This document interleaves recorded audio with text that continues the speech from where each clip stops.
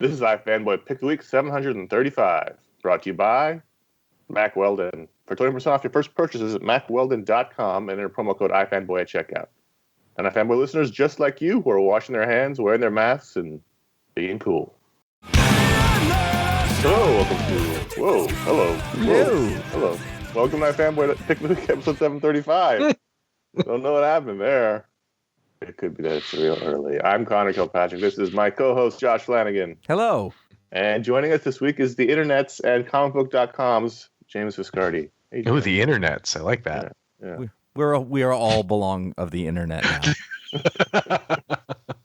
It's not Good to have you back. It's not a compliment now that I think about it. It's great to be back. You came and joined us at the beginning of the madness that was the New World, and now you're coming again. That's right. From the belly of the beast. We solved the problems. The world has been fixed. And so we brought you in for the capper. It's over. So who are we? We are iFanboy, and every week we read a bunch of comics, and we read more comics every week as it returns to normal ever so slowly. One of us picks the one they like the best. We call that the pick of the week. We talk about that book, the other books from the week. We do the patron pick. We do some listener mail if we have time. But this week we're going to talk about some industry news. You may have heard some things happen this week. We're going to talk about them, and it'll be fun. We have a good time, despite any pre-production problems that we may have had before the show. Here's your spoiler warning. Review show. Spoilers. They're coming. Exercise some caution. This week, Josh, you had the pick, which is good because I, for a second, couldn't remember if I had the pick. Then I remembered you did, and I felt better. I didn't feel better. I can tell you that much. my pitiful little pile of books I read last night, and I thought, I mean, like, literally, it took me like a half an hour to be like, what can I even do here? And Comics during COVID. Yeah, it's a little limp. It's a little, you know. Well, I think that it's there's definitely been good things that have come out, but I think partially, and we talked about this before, is that, so your pick of the week is Daredevil 20, because I know to reference this book, is that this is part 2 of 2, and I'm just like, what happened before? I think part 1 was your pick of the week. It might have been, but I think that was 1955. Yeah, exactly. So I opened it up and I kind of remembered what was going on, and I had to sort of remind myself, wait, was Daredevil good when this stopped or was it not? And then I got into it and I was like, oh yeah, I kind of remember this. And I really did have the thought, like, this story must have ended because it had been so long since I'd read it. But what you've got is the big final battle. No, or whatever it is. There's a big battle. It's probably not final because it's comics. In Hell's Kitchen. And it's funny because the cold open was kind of alluding to the fact that you would know what was going on because the newspaper gets this weird phone call and they're like, so there's something going on in the Hell's Kitchen. And I was like, well, we haven't heard anything else. And I think that would have been a lot more impactful if you had remembered what was going on in Hell's Kitchen.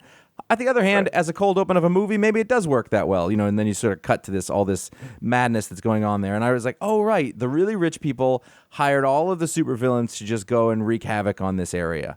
And, right. You know, Matt had been feeling bad about himself, and so he wasn't going to be Daredevil anymore, and now he's realized he's got to be Daredevil again. Oh, big surprises. You know, it was well, he was full of guilt. Yes. Well, that's his thing. And that's I mean, look, this series is ending soon, right, Jim? This is going to start over with a new volume 1 or number 1. Yep.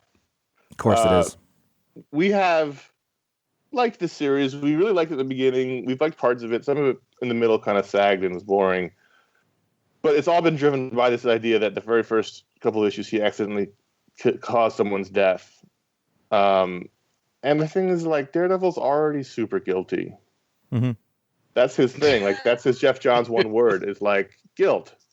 What's his character's deal? It's guilt. And so I don't know that I need another layer of guilt constantly hanging over Daredevil. It's like an unwelcome multi-layer cake that Well, it won't last. It's just for this story. No, but that's been the problem for me. This whole story is that he's just been like, oh, I killed that dude, and I'm not going to be Daredevil. I like the heroes to enjoy themselves. Yeah, but that was never Daredevil. Right, but this is like a double whammy of guilt. He's already got the Catholic guilt. That's ingrained in his DNA.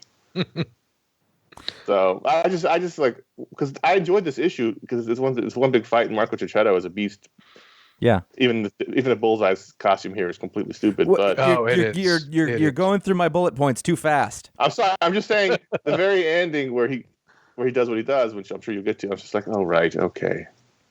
Well, I think one of the things there was a couple of cool things in here that I think made it, in terms of like a regular old action superhero comic, the kind of thing that you kind of sign up for. I don't think we've been getting a lot of those in sort of this post-quarantine world, and so it was a little refreshing. And you're saying it's the opposite of Action Comics last week. Exactly.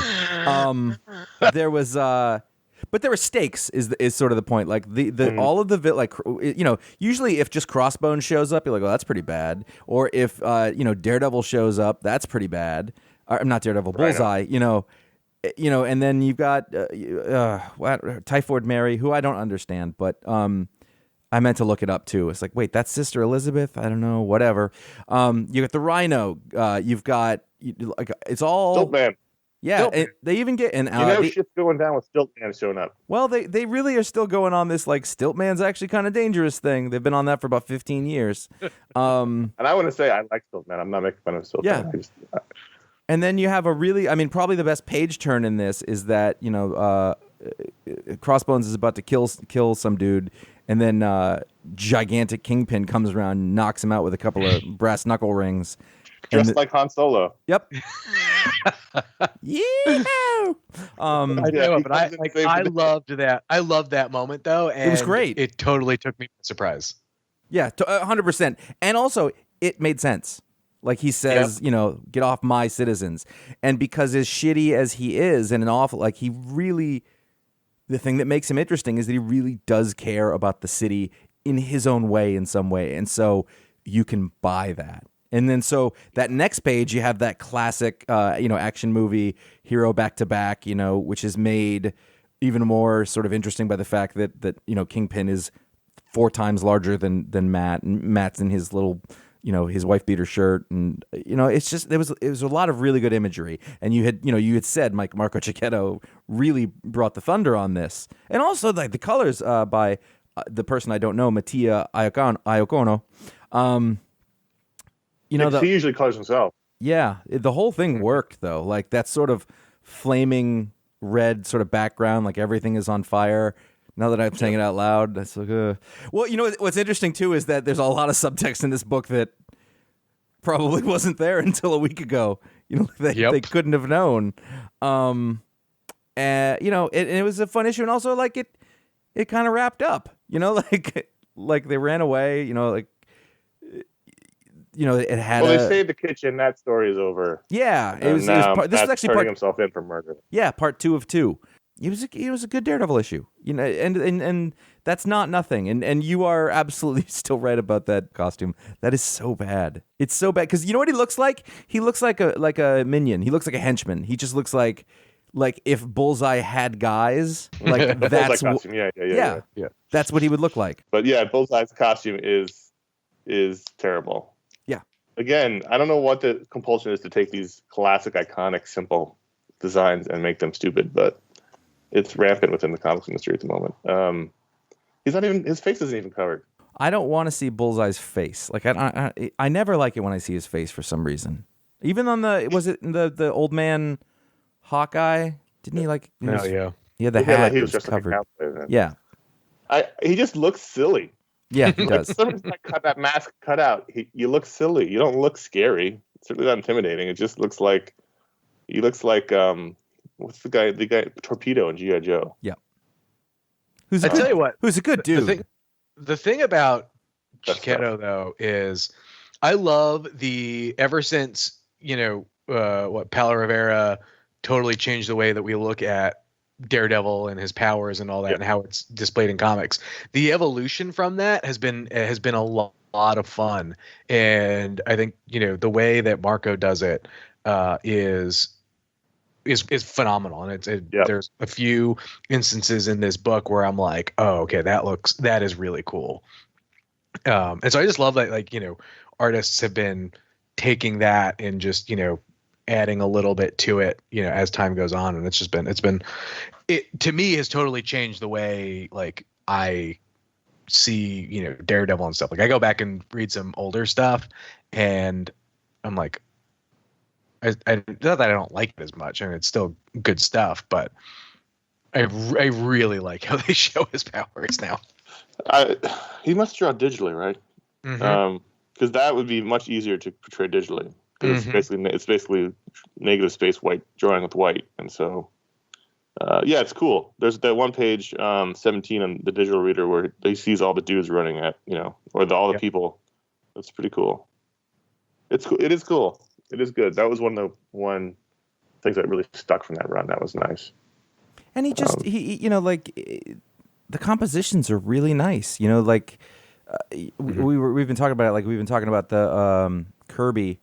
We will be talking about that. And there's just sort of elements of sort of dynamism and excitement that I think that Checchetto does really well. In that it didn't look like Kirby, but in that sort of tone of let's make these things all look exciting. You'd mentioned page 17, page 16, the one before it.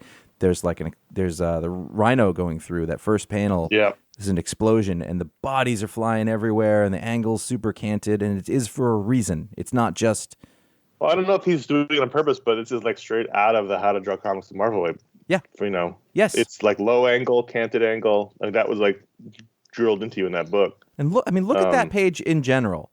So you got that happening. You cut to the next panel, which is slicing down into the one and Matt's foot. Daredevil breaks the frame. Yep, and then the sort of handing him the batons and the panel where he's holding the baton out towards us. In the panel, just everything about it. Then you look up and you see the terrible Bullseye costume, but he's in silhouette. And I laughed because that he took a pot shot at them. Yeah, Daredevil beat him, and he just waves. That is a hell of a page. Yeah, that whole thing, like when we talk about storytelling, that's got all of it. You know what's going on. He's doing stuff that the writer doesn't have to do because they're showing it. Actions left to right, important things up front, all of that stuff. It's a great page. That's a textbook page. Well, there's also that moment too where Bullseye is unloading both of his guns, and Matt's doing that like almost Neo from Matrix thing, and you just see the hands just go like it was just and the images match sort of like it's like you cut from one side to the other, and then that last bit, the last beat is like Bullseye. Again, that's I'm out. That's again no words. You know what that costume looks like? Now that I'm looking at that page, it looks like something at Adventure Brothers. Yes, it looks like a retro '60s henchman bad guy costume. A lot of pouches. Yep, that's trying to make it like tactical. This was fun. Yep. This was a fun page turner. Talking about it now makes me feel a lot more confident about it than when I made the pick last night. I think that happens a lot. Like you sort of start to examine it, and if the book is good, you will find more that was good about it that you hadn't even realized. It's good stuff. Let's move along. This week, a lot of Batman stuff came out. So much, and I'm going to quote my learned colleague Josh Flanagan. Too much Joker. There's just too much Joker. And I agree with him. I mean, and I there's always a certain amount of rose-colored glasses as we enter into old age and talk about how great things were when we were younger. But I felt like when I was a younger reader, Joker was not nearly as prevalent. So when he did show up, it was exciting and it meant something. And now, for various business reasons, which I totally understand, Joker is constantly around. And this week we had the Joker 80th anniversary 100-page super spectacular, which I totally understand. That's fine. We also had Nightwing 71. We had Batman Secret Files #3, as well as the Batman issue, which he wasn't in that one, but he was in the first. He was in these first three, and reading them back to back to back, I was just like, this is a lot of Joker. As we're leading into the Joker War, which I feel like we just had a major Joker Batman story. I feel like Scott Snyder's always using him in his stuff too, so I just feel like he's always in the story, and it's just like it's diluting him a little bit. Plus, they're trying to introduce his new Harley Quinn since they ruined the old Harley Quinn, and that's not really working. That's anyway, thing? Let's talk about. There's a new. Oh yeah, she's in all these stories. Punchline. That's Punchline. I don't read these stories. You didn't read any of these books? Nope. But she was introduced in Secret Files, and she was in 80th anniversary. Yeah, so if you're a Batman fan and looking forward to Joker War and you didn't read Batman Secret Files #3, you're out of luck. So let's talk briefly. Much like Catwoman, I'm not going to go through every story on the Joker 80th anniversary special, but this was actually I thought much better than Catwoman. Had a stronger creative lineup and had some fun, compelling stories. Even if some of them, the thing of a character like the Joker is you don't really want him to be your protagonist. And it doesn't really work. So the stories I thought that worked better here was when he was about other people and he was sort of the impetus. There was a real creepy Scott Snyder job. There was a movie last year that would disagree with you on that. Yeah, and a movie is one thing, right? And a comic is another. Scott Snyder Jock did a really creepy story about his victims. That was really disturbing. That story just reminds me of just like how dark Scott Snyder gets. And how dark that initial detective run was. Yeah. It felt much like that because Jock was the artist in that, but it felt very much like that kind of thing that would fit perfectly into that run. What comes after a joke? Was that the one with that was the one with Punchline, correct? Am I crazy? That was by James Tynion and Michael Jinnon. That was yes. So that was the quote unquote origin of Punchline, who was basically just April from Parks and Rec, who really likes the Joker. And she's at college. They're having a dress as your hero day in honor of some student's brother who was in an attack by the Joker, and she's dressed as the Joker, and that pisses everybody off. So the dean comes to talk to her, and she kills the dean, and then dresses up like Punchline and walks out. So that's the origin of Punchline. It doesn't work. It's just not working. I liked the story, the story where Batman's died in the future at the hands of the Joker, and there's a funeral for him, and the Joker shows up. Until the very last page, I thought was a really dumb joke. But there's just little things here and there. They had strong people. Denny O'Neil did a story with Jose Luis Garcia Lopez, which I actually didn't really like, but I liked looking at.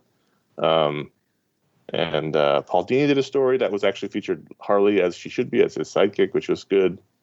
Brian Azzarello did a story. Tomasi, Simone Bianchi. I mean, it was good. Riley Rossmo. They had a really strong lineup of creators on it, but by the end of all this reading, it was just like, okay, that's a lot of Joker. That's a lot of Joker. Raphael Albuquerque. This was a very high quality lineup of creators as opposed to the Catwoman one. So then we had Nightwing 71, and this is an official prelude to Joker War. What was the comic? Which comic did he actually lay out the whole plan? Was that this one? No, that was Secret Files. Yes. Okay, we'll get to that one last then. So in this one, we've had Dick Grayson got shot in the head. He became Rick Grayson, bartender, cab driver, not Nightwing. And talk about a weird journey with a character that didn't need it. No, and the very first issue was interesting. Josh made his pick of the week, and then it just did nothing interesting after that. No. And it was very clear very quickly that it was not interesting. I think I read the next issue and was like, I'm out. Like it was it was all this it's basically just denial over and over. Like, I'm not going to do that. It's stupid. Listen, I don't want anything to do with that. And also we went through 3 writers, and it settled on Dan Jurgens. They introduced a team of Nightwing, and he was sort of not Nightwing. He still ran around in a costume, but he just wasn't Nightwing. He just was stupid. Like, what's the point then? You're just telling Nightwing stories, just not calling him Nightwing. You're just calling him Rick Grayson presumably because Dan DiDio hates that name.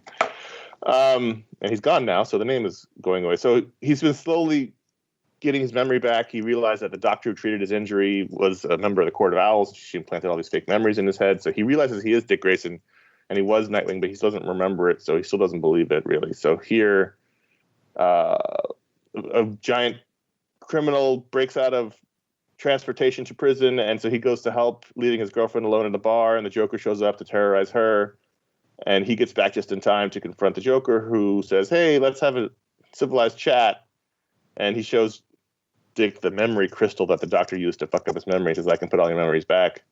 And outwits Dick, and I guess he's going to make him think he was Joker's sidekick this whole time. I don't know. That seems to be the implication of the ending. It was kind of dumb. And then we get to Batman Secret Files #3, and I only read this on a whim. It was almost like another issue of the Joker's 80th anniversary, because it was an anthology. It was like, but this one I liked way better. Yeah, this is way better. This is a 50-pager, so you had 150 pages in these two comics.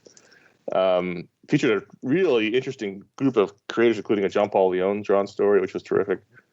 But unexpectedly so, it really kicks off the Joker War story in the middle of this random issue. I was a little surprised. Did it even mention it on the cover? I don't think it did. I don't think so. But yeah, I think you get more out of like what Joker War is all about in this book than you do in Batman 92, which also came out this week, which is like the previous story. So here, while Batman and Deathstroke fight on a rooftop, we flash back to Joker and Punchline finding Deathstroke at his like Fijian hut and propose he work with them to take down Batman. This is a much more calm, sane Joker. And he lives at the whole plot, which is, it feels like we just did this story where the Joker's going to take the Wayne fortune away and use that money to create his own little Joker family to take out Batman and his people. And he knows all their secrets. He knows Bruce Wayne's Batman. He knows Dick Grayson's Nightwing. He knows everyone's names. And he's going to take the fortune away. He's got a plan because there's a trust. There's a very complicated trust discussion in the middle of this issue about the Wayne Trust, and the 5 beneficiaries of the Wayne Trust are all, his little sidekicks, and he's going to take them all their money, and he's going to use it against them. And I feel like, didn't we just do a story where Batman's money got taken away from him and used against him? Wasn't that Catwoman? Oh, I guess no, that was something else. I think that just happened. Yeah. It's Tom King's run, but maybe not. I could be thinking of something else that happened 30 years ago, but I'm pretty sure it just happened. That's what I was thinking. Because that could have been any time, and we wouldn't know the difference. So, and then this one, and then we come back to the fight where Deathstroke's like, you have no idea what's coming, situation. So it's pretty bizarre to have this random story in the middle of, not even teased, that kicks off this major Batman crossover that's coming. It was weird. How do you feel about all this, Jim? It's really weird because I'm just going to kind of briefly mention it, but even just reading Batman 92, where it's supposed to also set up a bunch of, I still don't really know what all this is supposed to be about and what is kind of going on. I haven't been the biggest fan of Tynion with Batman, mainly just because the characters to me all just kind of sound the same. And I like the detective run with it, but it was mostly about the sidekicks, and the Batman run has not been interesting. Yeah. But I guess I don't really know what the stakes are yet. Maybe we're not supposed to know, but I feel like I would, at this point, with so much stuff kind of already tying into it, we'd get a bit of a better idea. And just the fact that Joker wants Batman's money just doesn't really scream high stakes to me. So you do get a sense like Bruce Wayne or Batman, I don't feel like he'd be upset if he lost his money. You know what I mean? It's not like going after his family. He doesn't care about the money. It's a means to an end. Well, Joker's thing is he can use the money to finance weapons and vehicles. He can basically become the Batman of villains. He can have sidekicks. He can do all the stuff that Batman can afford to do. But it's just weird because even in the Joker story about the funeral or whatever, and Joker comes to realize that once he's beaten, quote unquote, there is no more Batman or whatever, that well, what else is he going to do? And so I feel like Joker's going to get if Joker were to get this money, and Batman, doesn't have his resources to do it, then okay, well then what would the Joker do next? And so it doesn't feel like a real motive for the Joker. It's just it's come out of nowhere, which is not necessarily a bad thing, especially with the Joker's involved. But I'm going to need more here, a little bit more, and also I'm going to need a lot more on Punchline. Yeah. Because they just sort of dropped her in all these stories all of a sudden, and she doesn't really have a motivation or a point. And that's the craziest thing, right? Because I've been watching the Harley Quinn cartoon on the DC Universe, and it's easily one of my top favorite things period. Like Right. I really love that show. And so everything that they've done for Harley Quinn as a character, and even how they portray some of the like the other villains and their motives and things like that, just feel totally incongruent to everything that's kind of like going on to the comics. And I would rather more of like what I see on the Harley Quinn cartoon, just as like as far as how they kind of build some of those characters up. And I see the Harley here, and I'm like, that's no. You know what? No, thank you. You know what? It just I haven't read it, but just hearing you talk about it, you know what it reminds me of, and this is going to be for Jim because I feel like this is going to work. When my kids and I were watching WWE a lot, and they sort of moved away from it, so we haven't. And Nikki Cross showed up, and she's this Scottish woman who was with Alexa Bliss, and all of a sudden, like it was her story, and I was like, well, who the hell's this? And then she was just there at everything all the time, and she wasn't particularly well formed or what. Like she was, you know. I was just like, whoa. It was like it sounds exactly what you're talking about. So, yep. You know what I'm saying? Does that make sense? Yeah. Okay. That makes total sense. Yeah. Okay. Makes good. Perfect sense. Thank you. I wanted to be validated there a lot.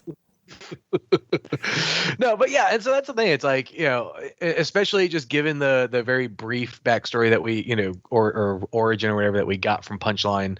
Like I said, I'm sure there's going to be more there, but like outside of, you know, speculators going nuts over you know, Punchline, like I feel like it's not earned there yet. Yeah, and you got to if nothing else, you got to give Harley Quinn. She earned it. It was like that character's been around a long time. There's a lot of development. There's a lot of different stuff that at least you can see, like the road. And this is a Poochie. It just feels like if you felt the need to replace her as the female Joker sidekick, then maybe you realized there was a mistake made when you took it away in the first place. Yeah. Yes. That's a good point. So it's weird. I didn't not enjoy reading these books, especially Joker and the Secret Files. But poor Deathstroke getting stabbed in the eye again. We just cannot catch a break. But there's just a lot of Joker. Just a lot. Josh is correct. Too much Joker. Let's go over to Brooklyn with our friend Miles Morales, Spider-Man. Again, I don't remember where this left off. I don't remember what the last thing was, but it appears that we have been dropped into a crossover that has started at some point called Outlawed. This is really a criticism as much as it is an explanation. But it could have happened somewhere else you weren't reading. No, that's absolutely possible. But it was clear anyway. Basically, it's Civil War against teen superheroes. Kamala Khan gets hurt, and now they've made teen superheroes outlawed, and so they all have to run from the authorities. Whatever. The worst part of that, though, is that the head of the task force is a Dum Dugan dressed all in black. Like has a black derby, and I was like, I don't know if I buy that, but whatever. But I admire the commitment to it, the derby, though. Yeah, well, I mean, if you don't put the derby on Dum Dum, what are you even doing? Don't bring him in. I think that it's just that whenever you see him show up, there's no reason for him to show up, and the only reason he is because that writer was like, I really just want to write Dum Dugan once, and I couldn't fault anyone for that. Like you've shoehorned Dum Dum in here, and then you go, I get it though, that makes sense. I would probably do that given the chance. Anyway. The first part of this was kind of sweet. Miles gets up, he's swinging around the city before, and when I say the city, he's in Brooklyn, so obviously I felt like that was wrong. Brooklyn is a city, but when you say the city, you mean Manhattan, and that's really anyway. Mm-hmm. I know. So I'm fixing it. He's swinging around Brooklyn, and he sees a kid on a stoop crying, a little boy, and he's like, "What's happened?" He's like, "Oh, did you get in a fight?" And he's like, "Yeah."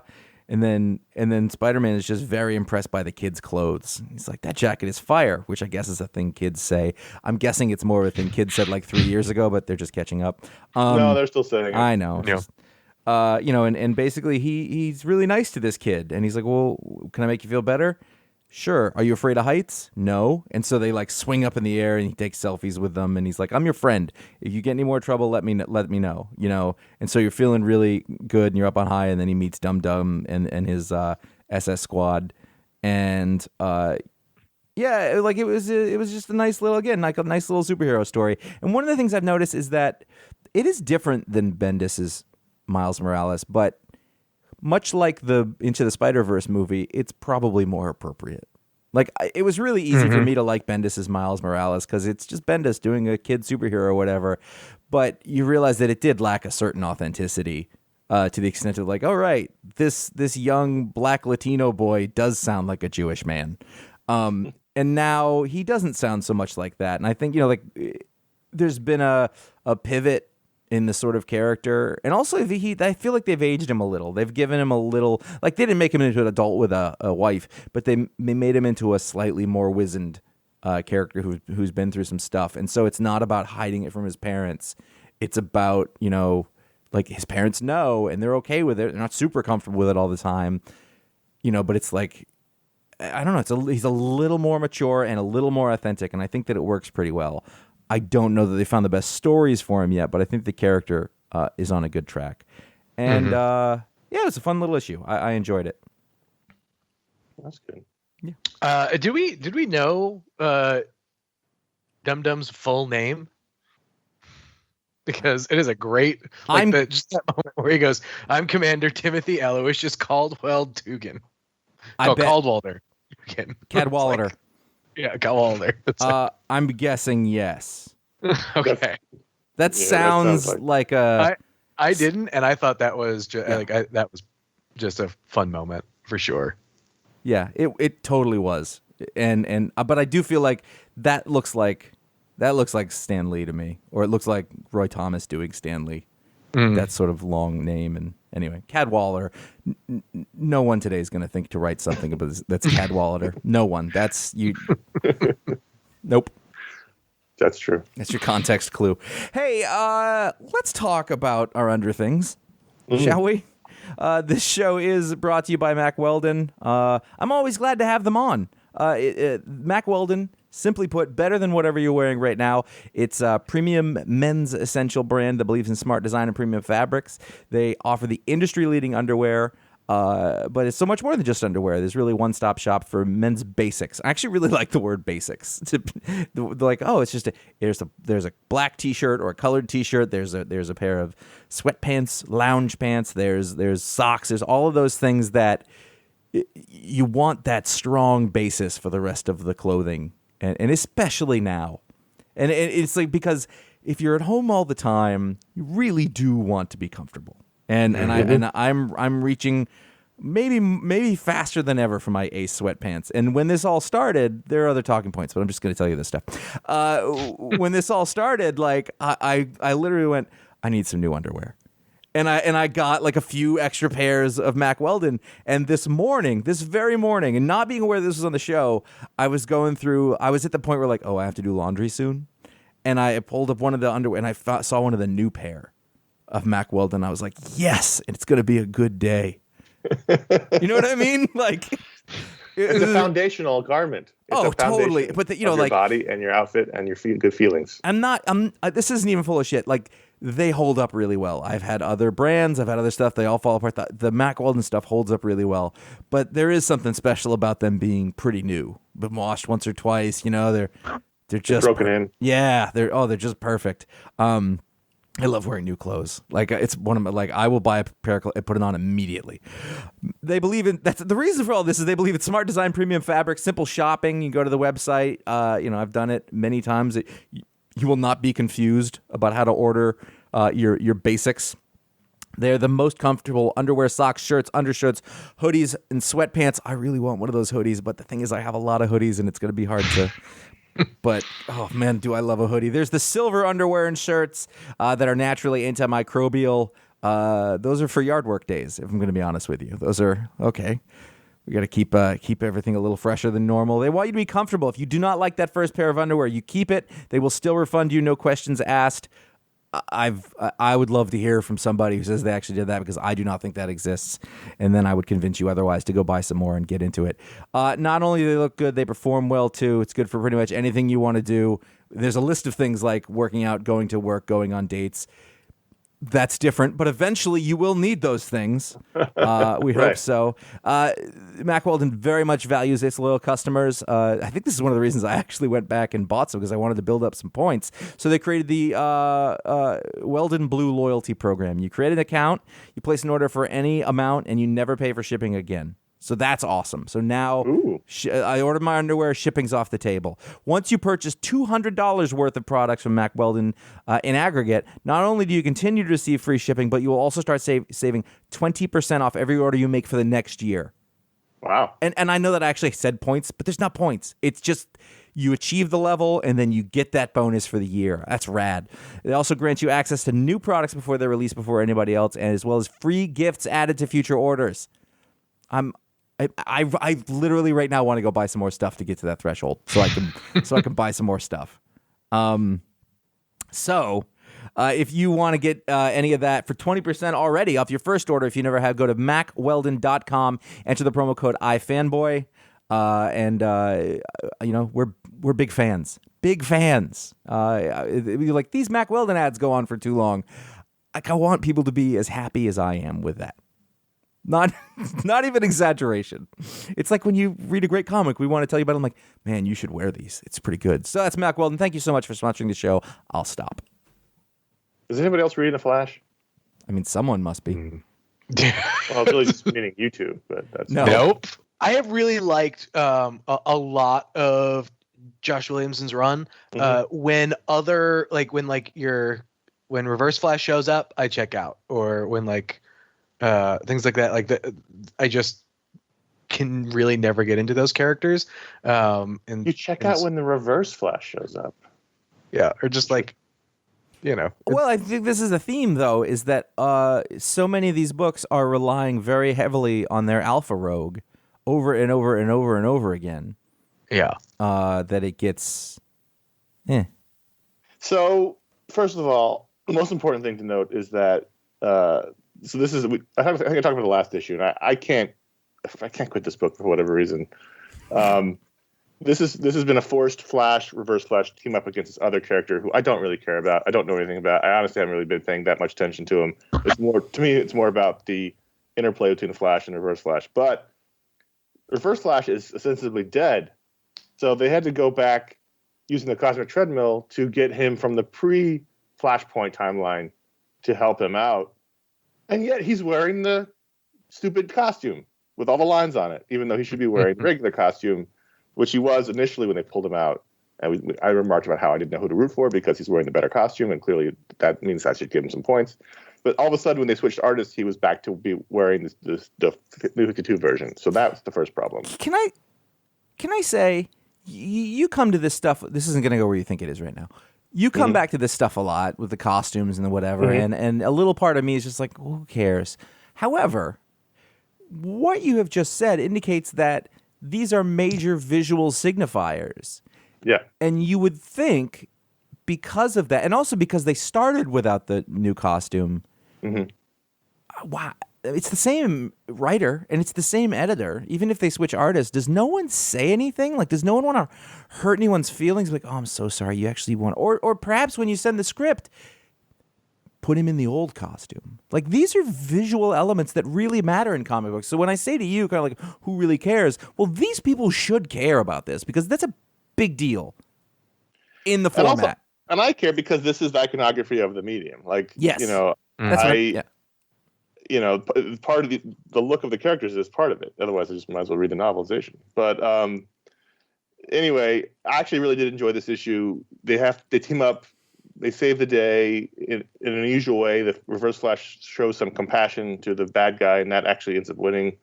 But then a twist happens, and the Reverse Flash is still the Reverse Flash. He ends up killing one of Barry's friends in a very Reverse Flash way, and now he's going to go off and build his own Flash family. And I don't know what to think. There was many years ago on the show, many years ago on the show, Ron was unable to drop this book when it was really, really bad, when it was like, Mark Waid's kids bad, and we would make fun of him on the show for it. And I'm in that point now where I'm like, I guess I could drop it, but I don't know how to do that. You want it to be good so much because I think it's so close to being so good, and it's had moments. And occasionally it does pop up into good. Like I really did like the year one storyline quite a bit. It was good. I read that. But we're waffling on the edge here where some things that happen are good, some things are dumb, some things I don't care about. So it's tough on me. Now, the other thing is, don't promise me new Dr. Fate on your cover and only give me the back of Dr. Fate's helmet in one random crowd shot. Legion of Superheroes number 6. Well, I mean, there's that, which is something I didn't really notice at all. But yes, speaking though of books that I am reading them, but I'm thinking, for how long and why am I doing it? Because I really liked the beginning of Legion of Superheroes, but now It was focused on just John, and now it's like becoming a Legion book. yeah, it's too many people. Like I can't. I don't. There's so many people. Yeah, and if you want a comic book to be about spectacle and showing all these different things and like a Captain Planet show, then fine. But like they've gotten completely away from the personnel element that made it interesting to me. It's comic books, an action superhero comic book, so this might not be the right place for it, but this is not what it was when it started. And also, Bendis writes good comic books. Ryan Sook draws a beautiful comic book, and Wade Von Grawbadger and Jordi Belair. That is a hell of a team with Dave Sharp on colors. I don't want to leave, or on letters. I don't want to leave that out. And it looks great. And it's beautiful. I have no idea what's going on, who I'm supposed to root for, why I should care, who anyone is, and I've completely lost the thread of it. Like what's funny is that as I'm going through it, there will be bits where they cut to Rose, and I'm like, oh, Rose, maybe they'll do something with her again, and they don't. And then they'll cut to John and Saturn Girl, and I think, oh, right, they had a thing that was going on. Nope. And then so the only real character stuff that happened here was at the end, there's the one kid's dad who's like the evil warlord Calabac type character. And he had some character development along with the weird Madam President lady who I don't understand anything about them to begin with. And it's not what I wanted. It's not what I signed up for. It's not what I was looking forward to. And it's annoying because I really did like that book for a while. And I thought, oh, now we're going to have a Legion book I can get into. But then this is exactly why I never wanted to read Legion to begin with. Just me? So when we started this whole journey off, it was through the lens of Rose, who we haven't basically seen since that first initial 2-issue miniseries. Yep. And then the main series became through the lens of John, Superman's son, who comes from the past to join the team, and he's the audience surrogate to learn about the Legion and meet everybody, and presumably be the main character. But he's sort of shunted to the side, and there was a lot happening in this issue. I feel like this was through the lens of Brainiac 5, and we can't keep up the way that he can. It was a lot. There's a lot of characters. They're all fighting something, and I get it. It was fine. I thought the art was great, but by the end of it, I was like, whoa, that was a lot.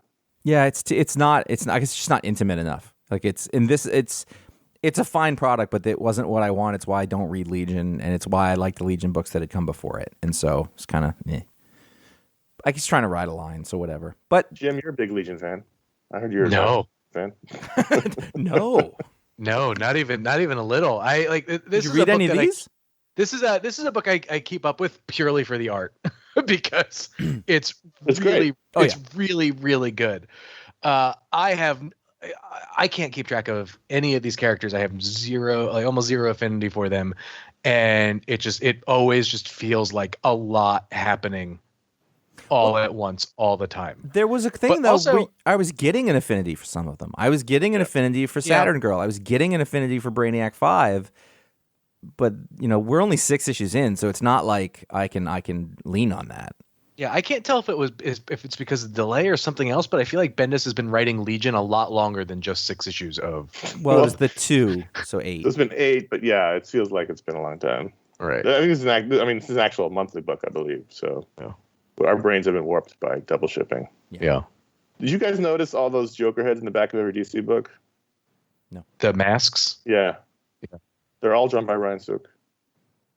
Oh, are they really? Yeah, I didn't read the copy until just now, and I was like, oh, they're all done by Ryan Sook. It also, I mean, one of the other reasons I've kept reading, because like an entire issue drawn by Ryan Sook, and we've had several of them. That doesn't happen much. That's a special thing. So yep. So those books we wanted to talk about, and guys, if I had been able to bet like go to a sports book and bet on this week's patron pick, which I think is a thing that should be able to happen. I'm just going to put it out there for casinos all across the land. I would have put all my money, every dollar I had, on Adventureman #1 being the pick. Once I saw it was coming out, the new Image #1, Matt Fraction writing it, the Dotsons, Terry and Rachel on the art, I was like, that is 100% going to be the patron pick. And it was not only the patron pick, it was like a blowout win. So that was very clear from looking at the cover. The patrons love an Image #1 by a high-profile team. So this is Adventureman #1. It was, as much I'm sure Josh was excited to find out, triple-sized. I didn't notice it when I was reading it, and I was about halfway through, and I thought, oh, it didn't bother me. That was, yes, but they're all, I don't know what's going on. Here's a huge comic book, just constantly. It's like eating at the Cheesecake Factory now. What I thought about it is like, Image, especially now, is such a huge problem with keeping their books coming out, especially on time. Not just in general coming out, but coming out on time for sure. Why not take your 64 pages and make 3 issues that come out on time? But then it wasn't written that way. There was no natural breaks in the story for it to chop up. But if you're going to have 64 pages then of course there's other pages too. But if you're going to have around 60 pages of dots and art, why not do 3 issues and have them come out, on some of their regular schedule? Since that's like Image's major problem right now. Listen, it's their historical problem. They're trying to break the mold, trying to disrupt the system. So this issue opens on a giant, like 30-page, crazy Matt Fraction doing his best Warren Ellis battle between Adventureman and his adventure team, and then sort of the anti-Adventure Man and her anti-adventure. No, the Baron. No, who's a man? Baron somebody. Bizarro. Baron Bizarre. I guess it couldn't be Bizarro. And they have a giant sort of pulpy superhero science hero battle in the town. And I thought this was fun, and it was I like the Dotsons, and it was and then we pull out, it's sort of like Princess Bride. It's been a little a mother reading adventure to her son. It wasn't sort of like the Princess Bride. Well, it was the Princess Bride. There wasn't commentary during this. It doesn't matter. The point is, we find out it's a mother reading adventure to her son, and they both like to say "what the butts" a lot. And we meet their family, crazy, overachieving, high-achieving family of sisters, and then stuff happens to make you think that this is going to bleed into the new world, and she'll become the new Adventureman, the mother. I think sometimes we forget that Matt Fraction came out of Warren Ellis' school. I was reminded of that very quickly. I mean his forum, which is where, in the early 2000s, Kieran Gillen and Matt Fraction and Brian Wood and Jamie McKelvey and all these people who are named now, Kelly Sue, were all members. And when Fraction started off, he was very much a Warren Ellis light. I think that's what people called him back then. We did. And we weren't doing the show, but he sort of got away from that, found his own voice. It still has that he has that feeling in his core, but this was like a return to like, I'm just going to do Warren Ellis. And it's going to be a little annoying. You know what? I think that's a little reductive. It was obvious. This was the most Warren Ellis like he's felt in a long time. Yeah, I think what I mean by that is like I don't see Warren Ellis doing this book though. I feel like we've got this. Oh, sure, I do. Like 10 years ago, for sure. There's a zeitgeist that's happening right now in these sort of retro modern books that are. It's like they're trying to go back to pulp book. Yeah, pulp retro modern. We were seeing a lot of this in around 2000. I feel like. And I don't know. I'm trying to figure out what that means. But overall, so away from that, I spent a lot of time thinking about that kind of thing. Like, well, what is this? Rather than sort of paying attention to the story, which didn't hook me all that much. I felt like there were a lot of things. When the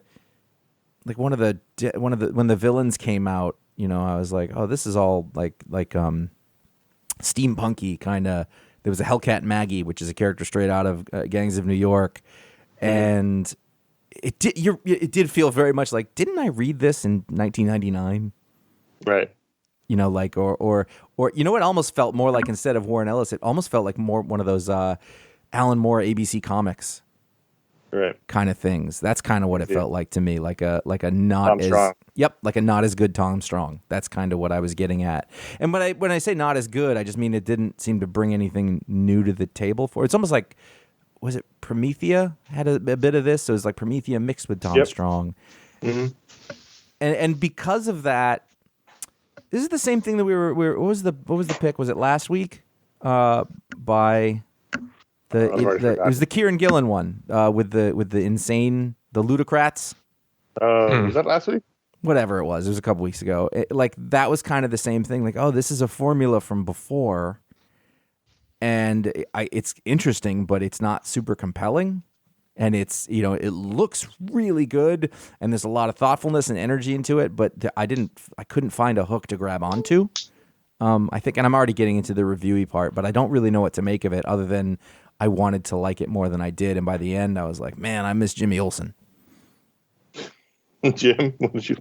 It's just weird. So I had no idea this was coming, and so it feels like just a book that showed up, and it's like, oh, okay, cool. You see the creative team involved, and I'm like, oh yeah, it really should have felt like a big deal, but also I'm not paying any attention to that right now. You are. It's your job, but right. They were together for X-Men a long time ago. Yeah, right. And so like that's a team that like, oh yeah, okay, I am all in and all about. And then like I'm reading it and it felt zany in parts just to kind of feel zany. Mm-hmm. And I don't know, I mean, for me, even just from a total personal preference thing, like the setting of it all isn't totally my jam, but I've really liked Fraction's, I like a lot of Fraction stuff. I loved Jimmy Olsen, so I'm like, yeah. Oh, we're big fans of his current output for the most part. And so this just it just felt. You know what this feels like, and this is a phrase I think I want to put my finger on, but it feels like a couple of guys said we should work together. And then they went, wouldn't it be cool? And they both thought it was really funny, but no one gave any thought to whether anybody else would like it. Like, it wasn't about, like, wouldn't it be good? It was, wouldn't it be cool? But, like, this kind of thing. And it wasn't baked. Like, it wasn't, like... Well, I'm sure there's lots of people that enjoyed this, because it is goofy, and it moves, and it's action-packed. And I'm sure there's a lot of people that really enjoyed it. So I don't know if we know enough about it to know that there isn't anything else here. I'm not sure. That's a problem.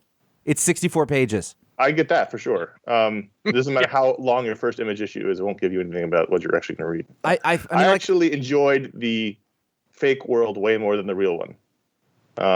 So, like, if the story had stayed in Adventureland or whatever, this weird sort of New York, this steampunky New York, I would have been much more interested in reading more as opposed to the real world with the family. Like, I didn't find them compelling at all. Well, what's funny is that when the turn happened, I thought, okay, good. Like this, I'm not really getting into this other part of it. Maybe this will be. And then it started, and I couldn't put my finger on what this was. And with the family, and like, I get that there was a family, but I didn't know the context that they were living in. I couldn't tell, like, were they in a neo-futuristic world? Were they in our world? Like, his room was really weird. The kids' room, like, I was like, are these rich superhero people? Are these, quote, they're science? They're really rich because they got a giant house and a giant used bookstore, and that used bookstore ain't paying for that giant space. Rent. Well, and it's just weird too, right? Because it doesn't feel like the start of a cool new Fraction franchise. And it feels like this was written 10 years ago, and they finally were able to do the script. That's what it felt like to me. It feels like I don't think this happened. I only glanced at the obligatory final essay that explains what you just read, because it was like 5 pages as opposed to usual one. So I was like, I'm not reading 5 pages to explain this. I mean, I have a separate thing on that. I'm fucking tired of that. I don't want everybody to explain to me. You can put that at the back of the trade. Don't put it at the end of the first issue. I don't have any context for it. I don't care yet. This is not, like, it's just too much explaining what's going on. And, like, let the work speak, for Christ's sakes. Don't tell me every thought you had that led up to it. It's driving me nuts. It's not just this book, but it's like a culmination of all those things. I just feel like if you were a story editor, if you have a person who was just like, well, what's the story? What bits have you given me? What are the beats?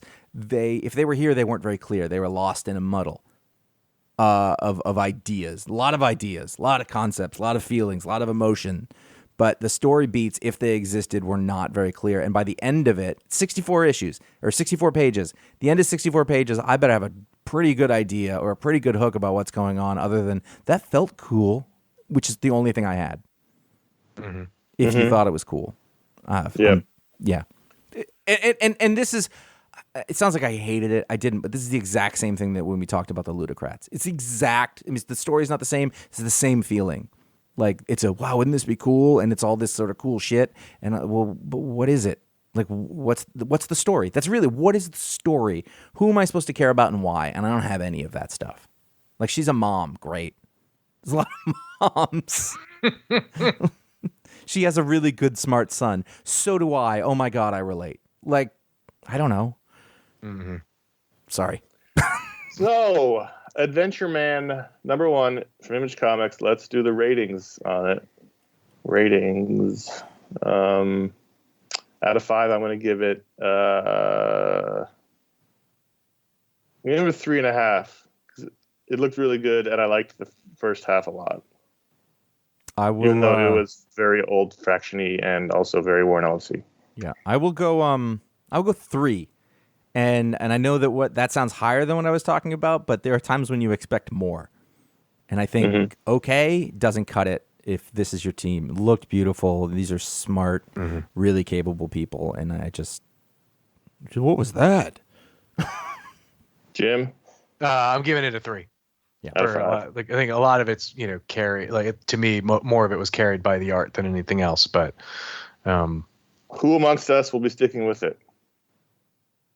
Should another issue ever come out? I'm probably not coming. I'm probably not coming back. I might. Like I mean, like there's a lot of skill there. I mean, you could pull it out. Pilots suck a lot. It's just that it was a 60. Like it would be like if it was a 2-hour pilot and it still didn't do a good job. I might, depending on the week. Yep. Depending on the week it comes out. What else is happening that week? So there you go. Patreon.com/iFanboy. That's where any patron can vote to add a book to the rundown. We thank all those who do.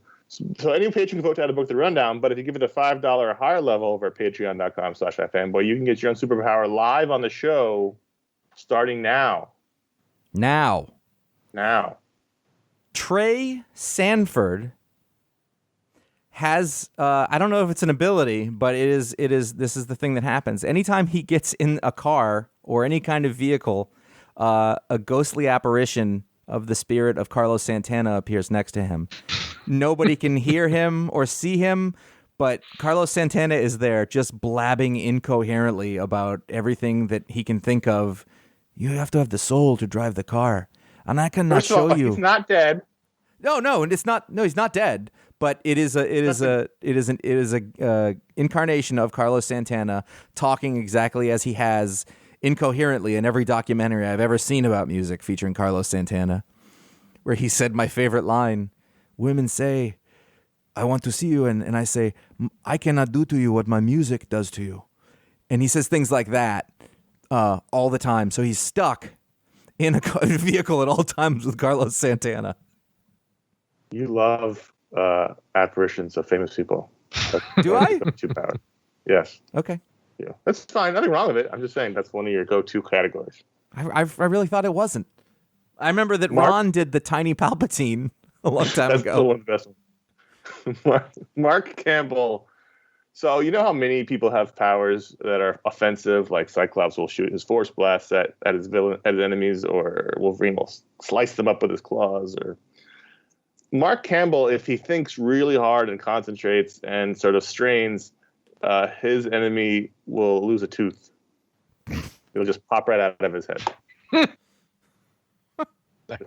Just a tooth. It's One really tooth. like at best it's a distraction. Like, oh, What the? and like expensive. at that If he moment, pops out a front tooth. That's- You got to go to the dentist and pay for an expensive cap or a fill or whatever they call it. I'm not a dentist, but veneer. it's annoying. He's got to get a whole new tooth popped in there. Yeah, Real but hard. like if you're in the middle of like a supervillain fight, I feel like teeth come out a lot during those. True. And so that's like, I don't know. I don't know if that's like, They return back to their lair. He's like, "Oh, did you get punched in the face or did Mark get you?" yeah, the don't know, villains man. get there. The supervillain team gets there. Like, oh, stay away from that guy. Like he's not much of an offensive threat, so they don't really have to worry about negating him. They're just, they're like, I don't want to have to go to the dentist after this. Dentists love him. So there's my car. All right. So Jeffrey Penland has the ability to, whatever room he walks in, he can control whether or not that room is carpeted or hardwood floors. Depending on just how he's feeling. It could be a cold day, and he just does not want to walk. Or first thing in the morning, doesn't want to walk on hardwood floors. Boom, plush carpet. Is it permanent? It's not permanent. He can change it at will. Right, I'm saying if he changes it from carpet to hardwood, he leaves the room and doesn't go back. No, right. It doesn't go back. Okay. It goes back to whatever. It stays until he changes it again. It stays until he changes it. He changes again. So I need him to come over to my house. He can go to friends' houses. I was going to say totally screw with them. I have or he started that's gross and old, and I want hardwood floor, but all I have is cement underneath it, so I can't do anything. I'm stuck. Huh. My whole house is all hardwood floors, and it's like an echo chamber. And I just put a rug in the office, and it's life changing. And also, like if we wanted to carpet the whole place, it would cost us $9,000 a room. So, like he could have a good business like that. Mm-hmm. It would be done quickly, and if it stays, it's all profit. Can he control the type of rug, the pattern, the plushness, the pile? It's all good question.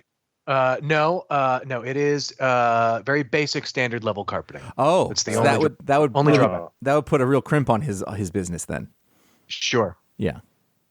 If there is no, so Conor said if there is only cement on there and there is no hardwood flooring, can he can make the rug appear? Can he make the flooring appear? So linoleum, tile, anything you want. Yep. Okay. All right. We could keep going with these specific questions. Intricate mosaic tile. Nice.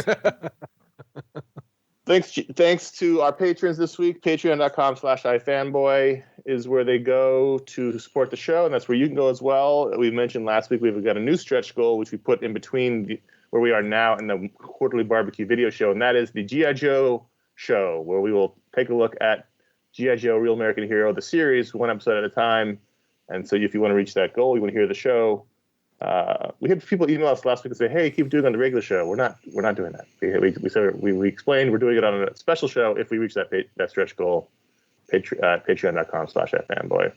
Also, if you want to get a t-shirt, iFanboy.threadless.com. We got 8 designs. iFanboy logo, Herm, Pick League podcast, ratings. 1 is Electro, GDAT, Nothing Makes Sense, Nothing Matters, and Stay Home and Read Comics. A portion of all the sales for Stay Home and Read Comics will go to Comic Book United Fund. And not only shirts, but now you can get them on masks. It's our unfortunate way of life right now. It's a requirement. So many of our designs are available as masks, and they're actually adding children's sizes, which is something somebody asked us about originally, but we didn't have available. But now Threadless is adding that as a feature soon. So keep an eye out. You can get these masks that we have available in children's sizes as well. So check it out at fanboy.threadless.com. fanboy.com/support. You can help us out directly via PayPal.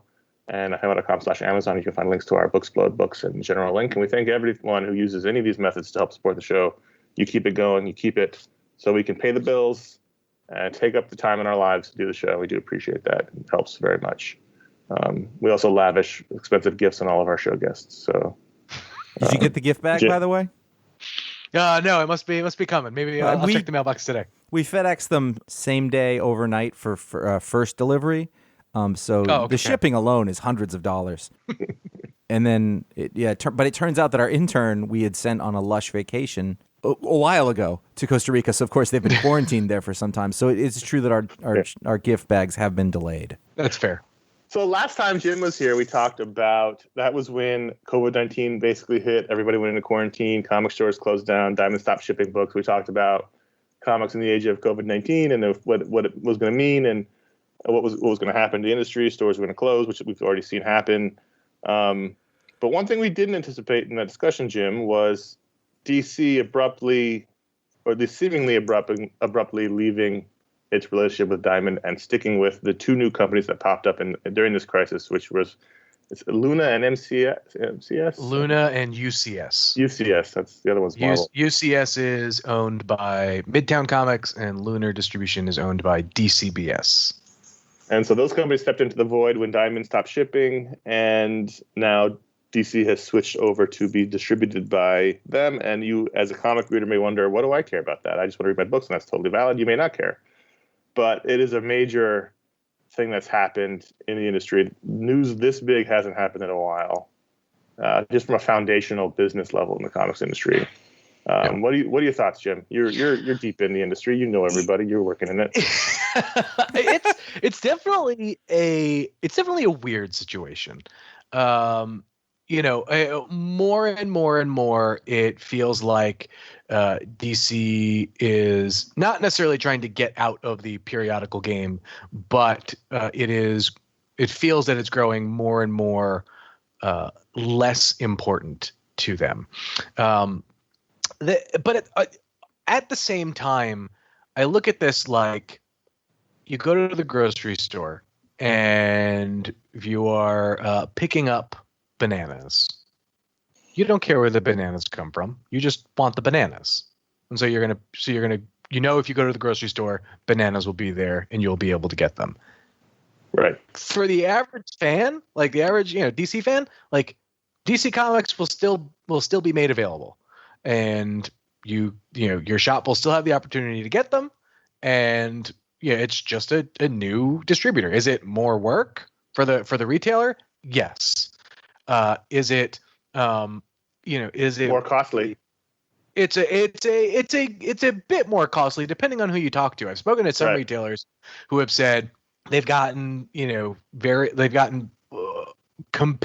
comparable deals on either the cost of getting them shipped depending on the number of books and stuff that they order, right? So if it's a shop that doesn't order many books, then it may actually cost them a little bit. Or if they're a shop that orders a bunch, it looks like it is netting out.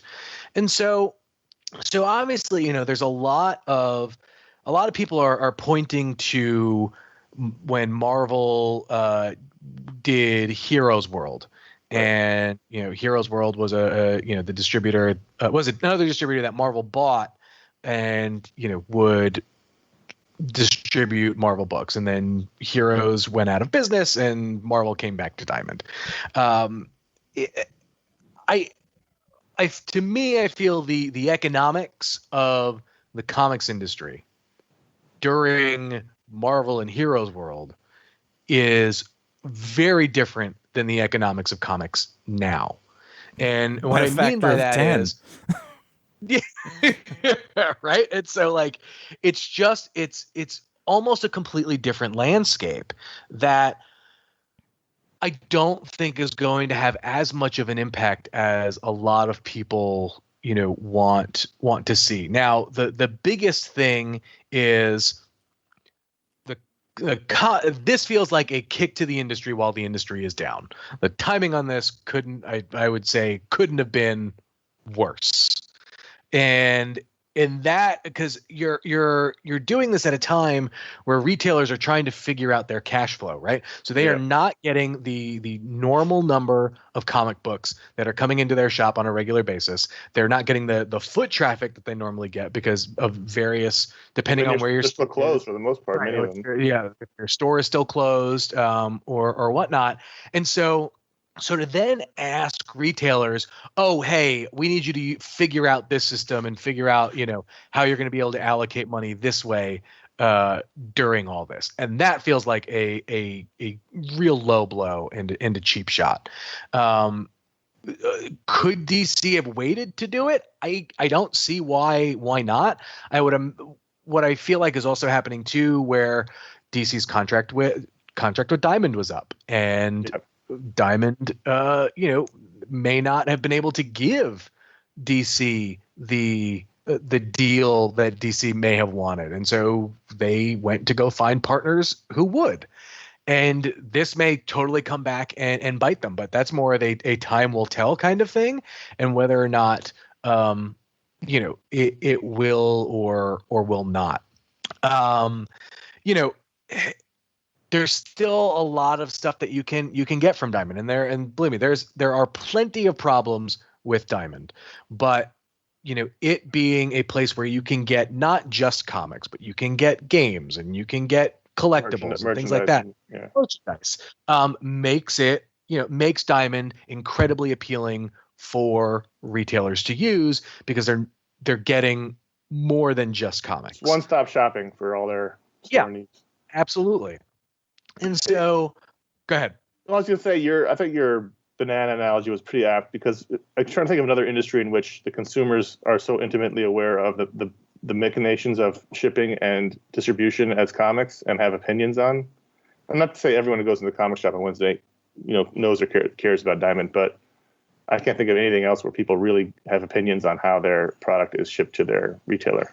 Yeah, and I think a lot of that comes down to is that, look, comic shops are small businesses. They are locally owned, and so if you've got a good shop, there's a good chance that you've got a great relationship with the person that runs that shop, and so you kind of feel for that. You kind of feel for that person, right? Because for a lot of people, your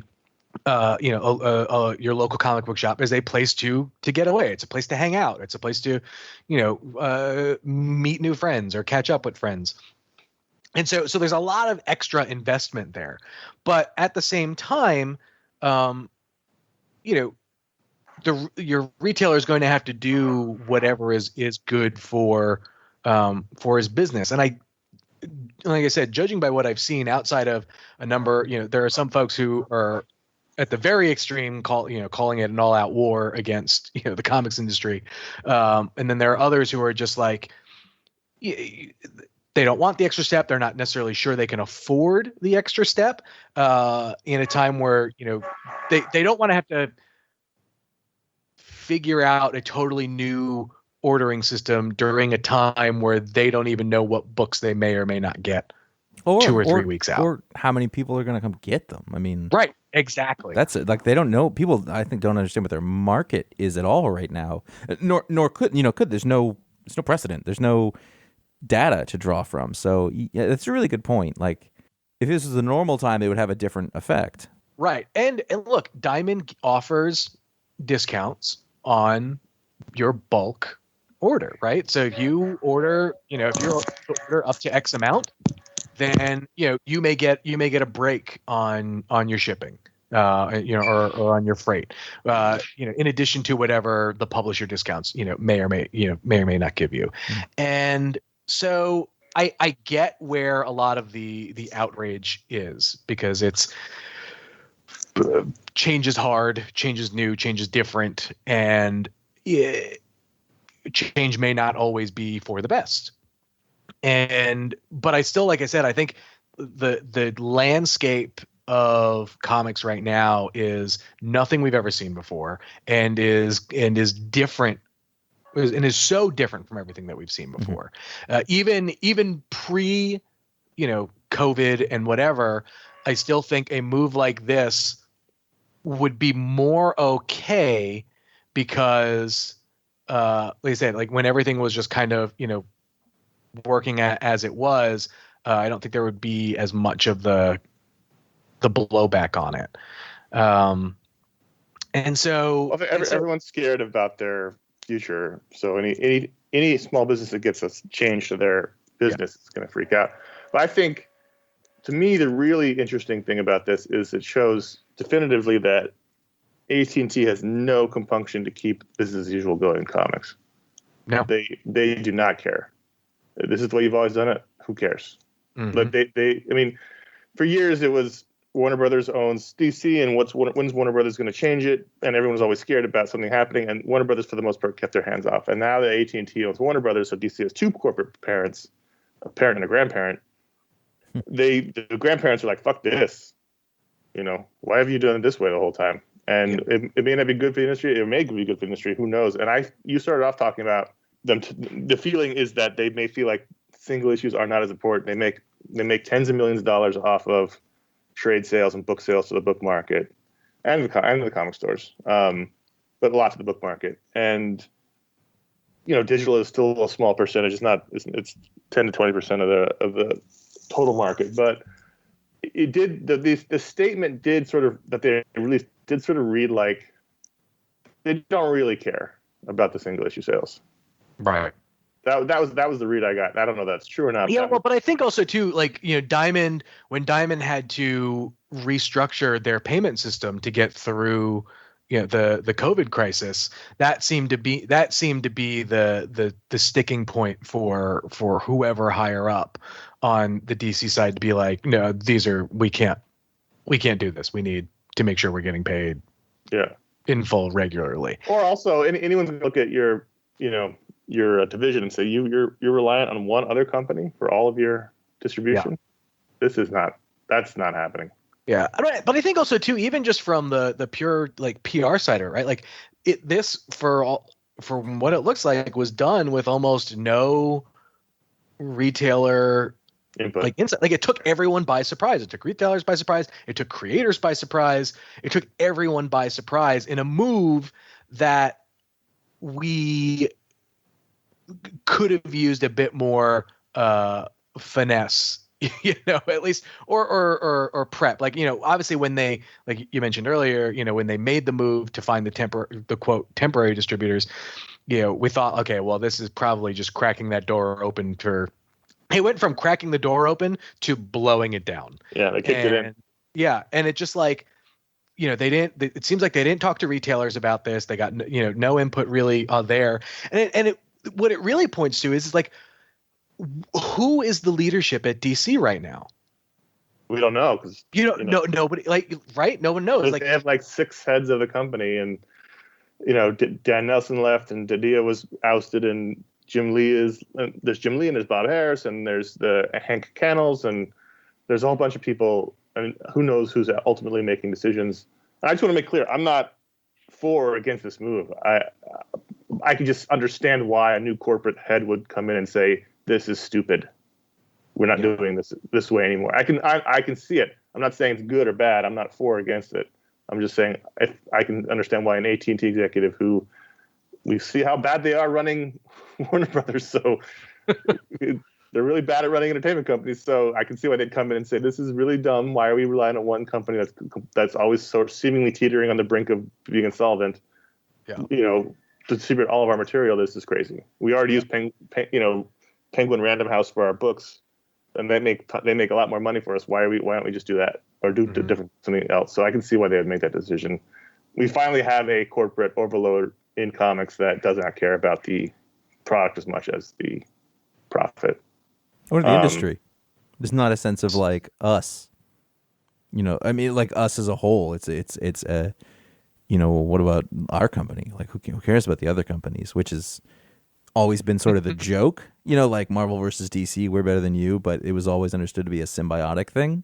Well, because they're in it together. I mean, that's the other question is, can Diamond survive losing 30 to 40% of their revenue? Yep. And if comic stores decide they're not going to carry DC anymore because they're mad, can they survive losing 30 to 40% of their revenue? Like, it's such a small. And then the monthly comics Wednesday Warrior crowd is such a small and symbiotic business that you take one piece away, but it's possible the whole thing collapses. And I don't know that's what's going to happen, but it's possible. It is possible because if then the shops are running on 40% margin. Yeah, not Diamond isn't. There's no way Diamond is. Yeah, absolutely. Well, it's just so weird too because like just even going back to the DC leadership of it all, right? Like of all the people at DC who was the most for the direct market, it was Dan DiDio. And you would have definitely have expected him to come out or say something or whatever. And like, so the fact that we haven't even gotten Jim Lee to say anything about, you know, the decision, and I get it. It's a distributor thing. The regular DC audience, the people who are watching DC Universe or, you know, go see Batman movies or whatever, they don't care about that. But at the same time, Jim Lee he is the publisher. Right. So he should probably have said something more. But again, at that point, like, what more can he say other than? But at least even to like spark, you know, hope. We're saying like, just to come out and say like, you know, we understand that this is a big change for a lot of retailers. We want to make sure retailers are armed with the information that they need to make sure that this is a seamless and effortless process. I mean, you could see that. Jim used to work in PR. It's true. Well, also, but you could, you go backtrack now and you say, well, Dan DiDio left awful quick. I could see, this is utter speculation, but you could see that, this was a conversation that had been happening, and DiDio was like, you can't do this. And he said, we're going to do it. And he's like, I won't be part. If he was such a big proponent of it. The indication was not that he quit. Well, okay, the same thing though. If he'd put up a lot of resistance to that thing, then they'd get rid of him, not quit. But whatever. Like, this seems like the kind of thing that would be a watershed. If you're talking about a person who really was, and he was about single issues in the direct market and everything. And if the company made a big pivot on that and he wasn't going to go along with it, then fine, you can go. I mean, that's utter speculation, but it does lead to the idea that maybe something was going on. Maybe they've been talking about this for a while. It's just that they did it now, which also seems like a weird move. But sorry, there's an idea that everything is fucked up now, so might as well just do it. Yeah, they're right. There's that was also the plan, and they just didn't change it. Yeah, I don't know. Well, these other companies didn't exist before COVID-19. That's true. Yeah, who knows? But it'll be interesting because the when we come out of all this and things really start to get back to normal, if the partners that DC has chosen can keep up with increased demand, because right now DC's only sending out a limited number of books, right? So, but if DC gets back to its regular publishing schedule, are those two distributors going to be able to handle that? But I also think it's interesting that it looks like, at least for right now, Diamond can get by without having DC. Where if Image or Marvel pulled out of Diamond, In addition to Diamond. Well, no, not even in addition. I think if everything was normal, and if Marvel pulled out, or if Image pulled out, I think the direct effect on Diamond would be much worse than just than DC pulling out. How is Image pulling out, which is 8% of the market, worse than 30% of the market pulling out? Image does a lot. Diamond does a lot of the book sales stuff for Image. And so, yes, Walking Dead is slowing down right now, but Walking Dead still sells a ton of trades and compendiums and whatever. They do the same for Saga. A lot of the big Image successes do a lot for Diamond. And I think it's a thing that it's not that it's not known, but I think it's more of I don't think people necessarily realize how much distribution of Image stuff outside of the periodicals that Diamond deals with. Mostly because a good chunk of DC's book stuff, or if not all of it, has already been taken out of the Diamond system. And so you're only really taking the comics portion away, as opposed to if Marvel or Image left, presumably both of that would be going. Yes, Marvel still has Hachette, but I still think Diamond moves a good number of collections and stuff for Marvel. Well, I think as we wrap this up, I think it's going to be really interesting the rest of the year in comics. Yep. And I think what we've seen is what we feared with AT&T is that there are no sacred cows to them. And they're going to do what they think is best for them as a modern media company, whatever that means. So who knows? We've always, comic fans love to bemoan the imminent death of the industry. It's been happening the entire time we've been in existence at iFanboy. It happens once a month. But I think now, for the first time, you really have a company controlling one of the big two that does not care about the industry as it is. So at this point, anything could happen. AT&T could announce it. If they announced tomorrow, no more single issue sales, we're just going to do collections and YA books and trades and occasionally digital comics, I wouldn't be surprised. I would be shocked, and I would be not shocked, but I would be sad, but I wouldn't be surprised. Mm-hmm. At this point, anything that AT&T announces in terms of DC, I'm not surprised, because they definitely don't care. So it's going to be interesting going forward. For sure.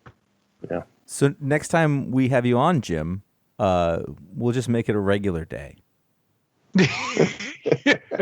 So that we don't have to ask you to speculate about the future of this gigantic industry, which, let's be honest, barely makes sense to begin with. So, good luck with that. And that was all speculation. Yeah, absolutely, all speculation. But it's just, look, it's... And depending on whose point of view... Right. This is all just based off the existing, just the existing information on how we know all of this usually works or when, is supposed to work. And, like I said, just when people like to point back to the Heroes World thing, I go, but that was a totally different time in comics, and this is a totally different time in comics, and so I don't know if it's necessarily apples to apples. I mean, the economics were completely different. Yeah, totally different.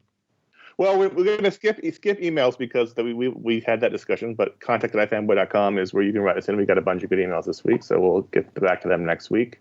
And let's talk about shows that we have put out in the last couple of weeks that are special, that are extra. Talksplode, Josh's fabled Kelly Thompson interview came out, and you can find it a little bit back on the feed.